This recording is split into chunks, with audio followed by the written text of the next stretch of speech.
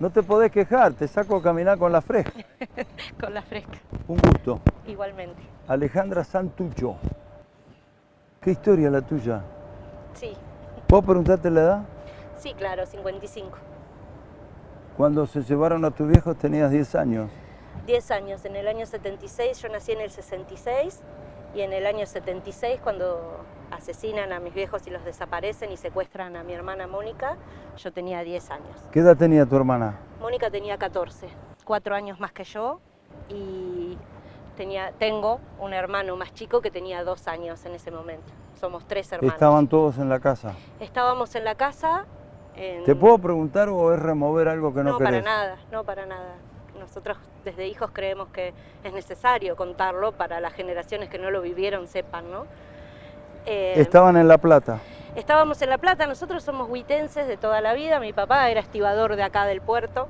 Cacho Guinder, tu tío. Mi tío, mi mamá Catalina Los tres Ginder. que jugaron en Huracán. Bueno, Cacho Guinder formó parte de aquel equipo, me lo acuerdo de memoria. Mirá, era Azcoitía, Fiore, Vecchio, Guinder, Cacho Rodríguez. En la mitad de la cancha, Lucero, Eniato Solís, el Muche de Nápoli, y adelante Rosales, Chiquito Literas y el ruso Ferlich. El que salió campeón en el Nacional. Exactamente. Sí, y después sí. jugaron tus primos, los 3 hijos de Cacho. Los 3 hijos de Cacho también. ¿Vos Mi sos? papá también jugó, pero bueno, no estuvo mucho tiempo en primera. Tu hermana es Guinder de apellido, tu hermana, tu mamá. Mi mamá es Catalina Ginder, Cacho era el hermano mayor y después tiene 2 hermanos más. O sea, son 4 hermanos. Mi mamá que continúa desaparecida. ¿Tu mamá y tu papá y tu hermana continúan desaparecidos? Sí, mi hermana no, porque encontraron hace unos encontramos años, ¿no? hace unos años su cuerpo gracias al EAF, al equipo de antropología forense. ¿Qué laburo ha hecho esa gente? Impresionante. Profesionales y además muy humanos. Tienen una profesionalidad humana que es destacable en el mundo, ¿no? No solo... Y encontraron los restos y vos tenés un lugar, por ahí queda medio cursi lo que voy a decir, no es un golpe bajo, pero ahí en el caso de tu hermana tenés un lugar donde ir a poner una flor. Exacto. Sí, literal. No en el caso de tu papá y tu mamá. No, que continúan desaparecidos, no pude recuperar sus cuerpos. Y Mónica, bueno, había aparecido en el cementerio de Avellaneda, y el EAF rápidamente, cuando nosotros nos hicimos la extracción de sangre con mi hermano, bueno, nos llamó para ir a buscar el cuerpo y hoy está en el cementerio de acá de Bahía Blanca, ¿no? Con su nombre y con su apellido. Mónica, como era tan chica, era un caso de abuelas de Plaza de Mayo, es la nieta número 99, abuelas, viste que tiene Sí. Los números de los nietos Sí. restituidos. No fue un final feliz, como decimos siempre, ¿no? No la encontramos viva, obviamente, pero sí para nosotros es importante porque le devolvimos la identidad, ¿no? Y hoy está, como vos decías, en un lugar donde si queremos podemos ir su familia, a pesar de su corta edad, nada, siguió el mismo destino que los 30.000, ¿no? ¿Cómo fue aquella tarde, noche, madrugada? Una tarde, a las 5 de la tarde. ¿Ustedes se habían ido a La Plata? Nosotros nos habíamos tenido que ir de acá a fin de 1975, pleno auge de la AAA. Así que bueno, mi papá prácticamente no podía ni venir a trabajar al puerto porque era amenazado de muerte y ya no podíamos ni andar en la calle, ¿no? Hace poquito fue la sentencia del juicio de AAA y ahí se pudo ver lo que sufrían los militantes, sobre todo como mis viejos de la Juventud Peronista, de la tendencia de izquierda de la Juventud Peronista, obviamente, ¿no? Y bueno, nos teníamos que ir porque si no iban a ser asesinados como las víctimas que en el juicio se juzgaron. Así que bueno, fuimos a parar a La Plata y allí... ¿Y tu viejo fue a La Plata porque tenía laburo, porque tenía no, familiares? porque la agrupación los trasladó allí, sí, sí. ¿Tu mamá también militaba? Sí, ambos. Ellos como tantos otros. Nosotros al ir allá, yo como te contaba era grande, al ir allá nos encontramos con un montón de compañeros de acá de Bahía Blanca, ¿no? Que yo los conocía de acá, que venían a mi casa y bueno, todos habían tenido que irse. Y bueno, el golpe en marzo del 76 nos encontró ahí, en La Plata, ¿no? Y bueno, ahí se Alejandra, precipitó todo. perdón que remueva, Sí, pero bueno, no. como decís vos, es una historia que de pronto mucha gente que en este momento te está mirando desde la cocina, desde el living, qué sé yo, tiene que entender lo que pasó, porque hace media hora que pasó eso, ¿no? Claro. ¿Qué es 40 años en la historia de nada? Muy poco, o 40 y pico. Mi pregunta es, ¿qué te acordás de aquel momento con 10 años? Bueno, fue un momento muy complejo. Imagínate que en la casa había 4 niños, que éramos nosotros 3,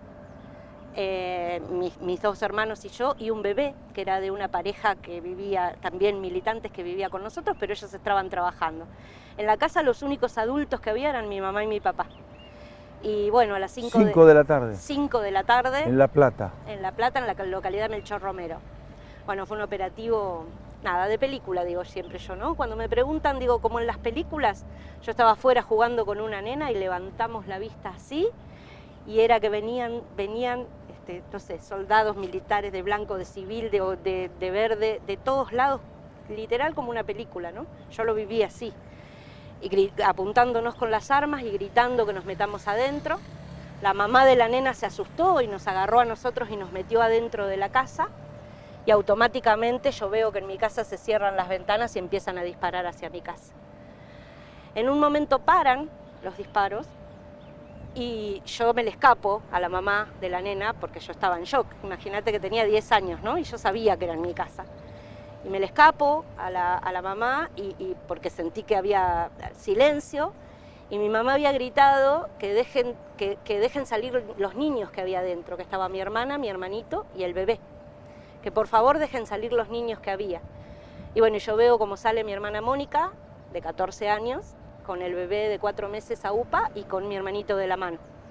Se los sacan a los niños, los dejan en la casa del vecino y a ella la meten en un auto y la secuestran. Y ahí automáticamente comienzan nuevamente a disparar contra la casa. Yo durante mucho tiempo pensé que eso había durado muchas horas, ¿no? La cabeza en una niña, yo pensé que había durado muchas horas. Bueno, no, duró 20 minutos, 15, 20 minutos, según después cuando yo vuelvo al barrio y reconstruyo. Y bueno, mis padres los asesinan ahí. La realidad es que ellos no se dejan agarrar vivos, mis padres los asesinan ahí adentro. Ellos 2 eran los únicos 2 adultos que había. ¿Adentro de la casa? Adentro de la casa. La casa quedó, yo no agujereada. sé, absolutamente. No quedó nada, las puertas y las ventanas reventadas. No quedó, vos sabés que el revoque era absoluto. Yo cuando salí y vi, no había revoque. Directamente quedó como ladrillo a la vista, ¿no? La detonaron la casa.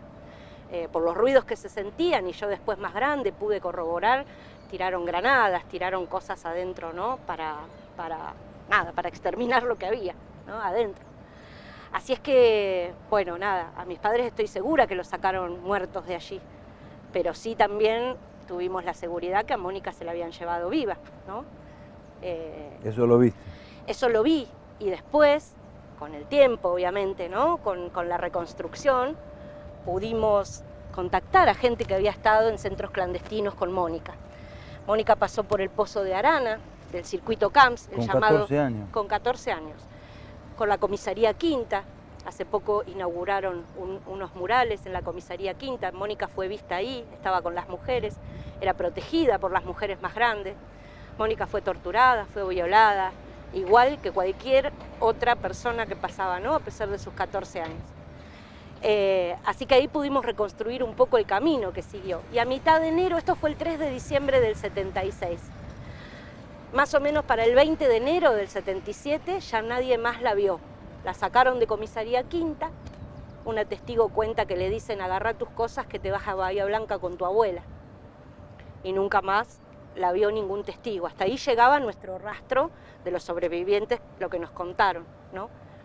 Y bueno, en el 2008, como te contaba, nos hicimos la extracción de sangre con mi hermano para el ELEAF, y el ELEAF rápidamente nos llamó y nos dijo que el cuerpito de Mónica lo habían rescatado hacía unos cuantos años. Nosotros no nos habíamos hecho el ADN, hacía unos cuantos años que lo tenían, y bueno, y la fuimos a buscar con mi hermano a Mónica. Un montón de huesos. Sí, ellos, vos sabés que cuando el ELEAF, bueno, eso, ¿no? Lo que decíamos al principio, hay que sacarse el sombrero, porque no solo son excelentes profesionales, sino excelentes seres humanos. Y ellos todo lo que vos querés hacer te lo preguntan. Entonces nos preguntaron si queríamos verla, ¿no? Es una opción, te la dan.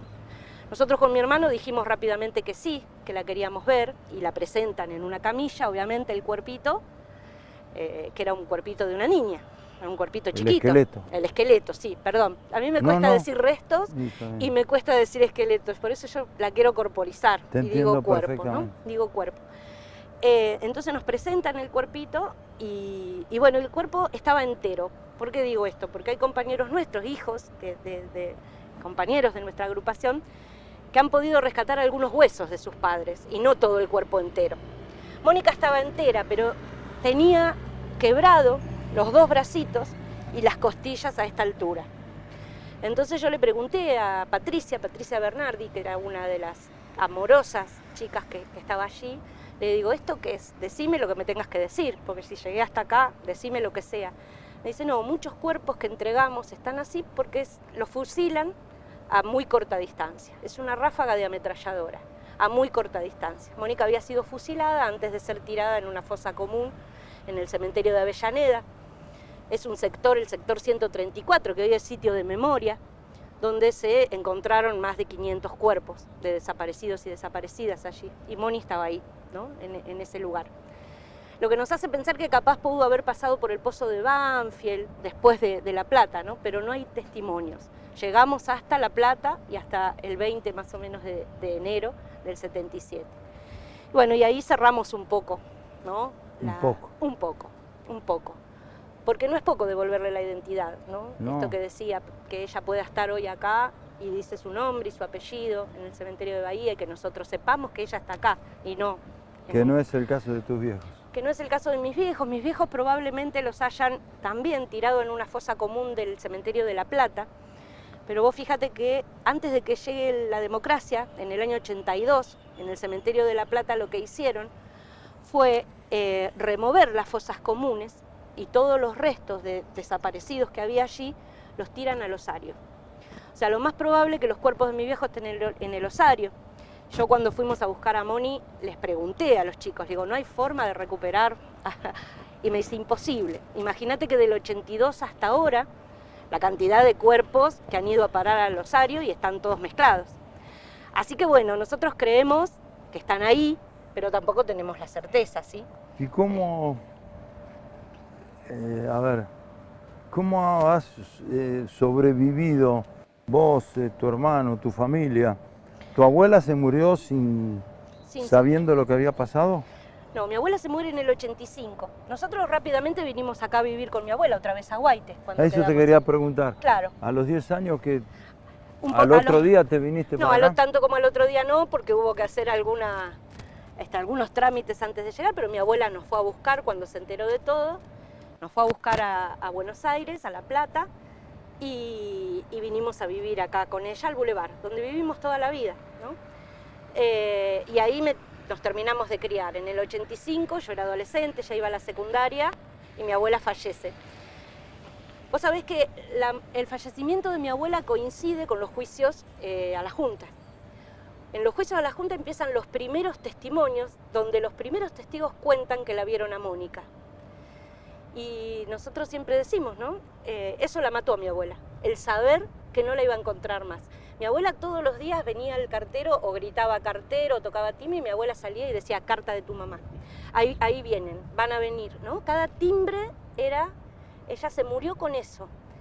Y cuando en el juicio a la Junta comenzaron los testimonios que empezaron a decir que habían estado en el centro clandestino con Mónica, es como que ella cayó en la cuenta que no iban a volver. Ninguno de los tres, ¿no? De hecho era un problema porque le decía a mi hermano que mis viejos estaban de viaje y yo le decía, abuela, no le podemos decir eso, ¿no? Era toda una conflictividad tremenda, pero ella creía fervientemente que en algún momento iban a aparecer. Esta perversión de la desaparición, ¿no? Es muy tremenda la desaparición. Sí, por eso te preguntaba. Claro. Estoy escuchando tu relato. Sí. Así que bueno, mi abuela tambalea, ¿no? En el 85 era sanísima, no tenía nada, un día se levanta y dice me siento mal, me duele el brazo izquierdo, le da un infarto y fallece, ¿no? Pero venía con toda esta cuestión del juicio a la Junta y que ya se había demostrado que Mónica había pasado por estos centros clandestinos. ¿Por qué estamos acá? Acá funcionó lo que era, acá estaba prefectura. Esto va a ser un sitio de memoria. Le damos tiempo a Cristian para que dé vuelta. Estamos filmando ese galpón que está en desuso, ¿no? Esto Acá funcionó prefectura en la década del 70. En la década del 70 y funcionó como un centro clandestino. Funcionó como un centro clandestino de paso, hay que decirlo, que no hay desaparecidos de acá. Sino de acá lo trasladaban al ejército o a la armada. Exactamente. A la escuelita o a la base naval. Tal cual, según quien lo requiriera, ¿no? Ellos pasaban el informe, secuestrábamos a tal persona, tenemos detenida a tal persona y depende de la fuerza que lo reclamaban, iban o a la escuelita si la reclamaba el ejército, y la mayoría fueron a Punta Alta, al buque 9 de julio o al puesto 1. En el caso de mi familia, acá estuvo secuestrado también mi tío más chico y mi abuelo, buscando a mis viejos.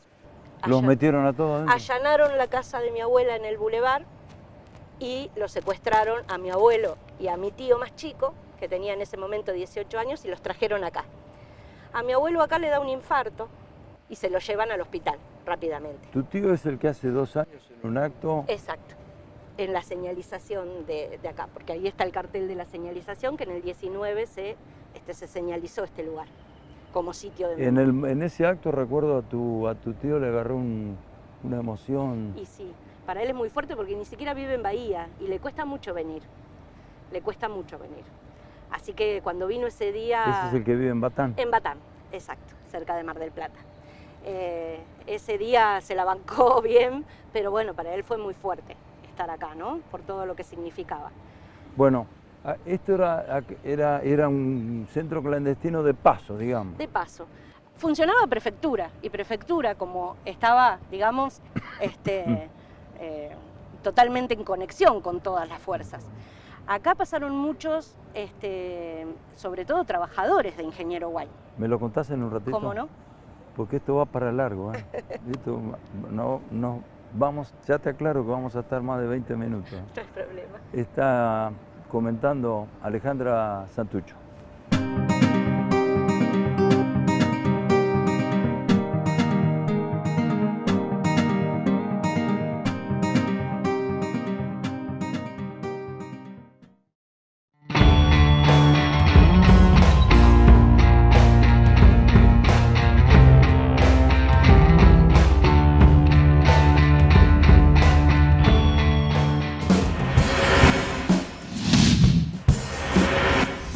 Ese es el cartel entonces, y bueno, en estas últimas horas hubo un acto en tal sentido, digamos, porque no muchos conocen esta historia de esto, ¿no?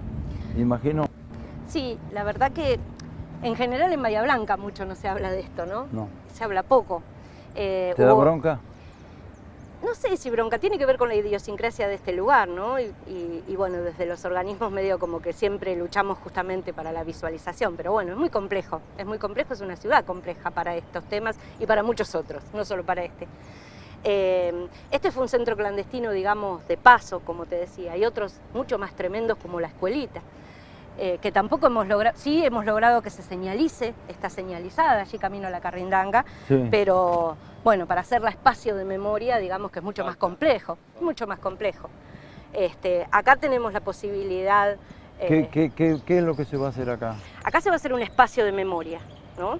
¿Se va a parquizar, se va a prolijar? Sí, hay que ver, está todo por proyectarse, ¿no? Esto pertenece al Consorcio de Gestión de Puertos, y bueno, como se señalizó como sitio de memoria, interviene Nación, interviene provincia, todos los entes, digamos, que preservan los lugares. ¿Y eso todavía sigue siendo de prefectura? Sí, no.